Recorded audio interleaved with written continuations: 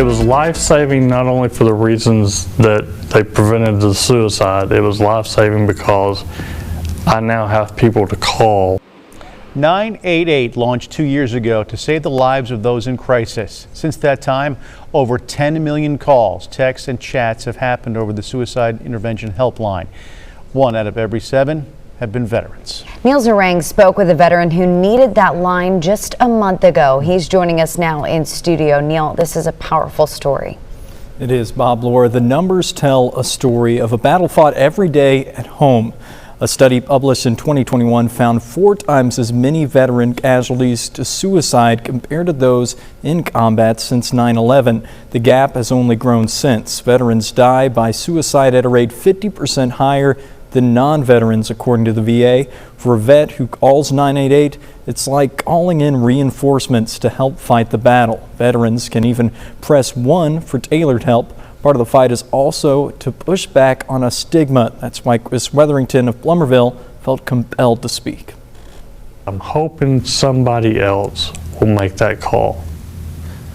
And they have to know that there's no stigma to that call. On October 25th, retired Air Force Staff Sergeant Chris Weatherington decided to keep living, but he almost didn't. It was my 51st birthday, and I was at a lowest point I've ever been in my entire life. He went to a hotel room to end his life, but 3 digits on a flyer beside his bed made him hesitate.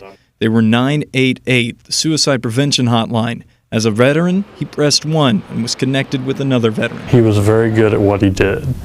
He listened when he needed to listen, and he talked when he needed to talk. They spent an hour crying, laughing, and finding joy in the little things like a pet that needs Chris. When asked if he wanted someone in person with him, Chris said yes, and veterans who were also Little Rock police officers met with him for nearly another hour. They asked if he was okay with an ambulance checking on him or if he wanted to be taken to an inpatient center, but he decided he wanted to go home, contacted a loved one, and slept on it. They're not going to grab you and carry you to the hospital. They're not going to do all these things you're scared of, so you need to call.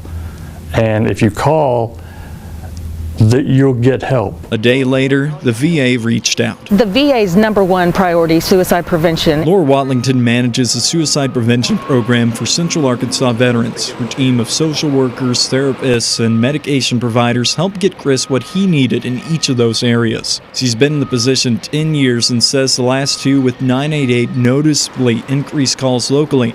Nationally, veteran use of the hotline is up over 20% from when the 10-digit number was the only way. You don't have to be in crisis to call the Veteran Crisis Line, even though it's in the title. We want to help you before you get into crisis. It can also be anonymous. You share what identifying information you want. No police report was filed. No work or family knows unless you share. Pretty much the conversation I started with was, hey, I'm going to do this. What do you think? And that led to a lot of good things for me and a lot of people who are looking out for me now. Incredible story. Chris's injuries are from his service during Desert Storm. He now has updated medication, a therapist, and a weekly class he attends to help with PTSD. His biggest hope in sharing this story is that it will help someone remember 988 and use it. Neil Zarang, KARK 4 News.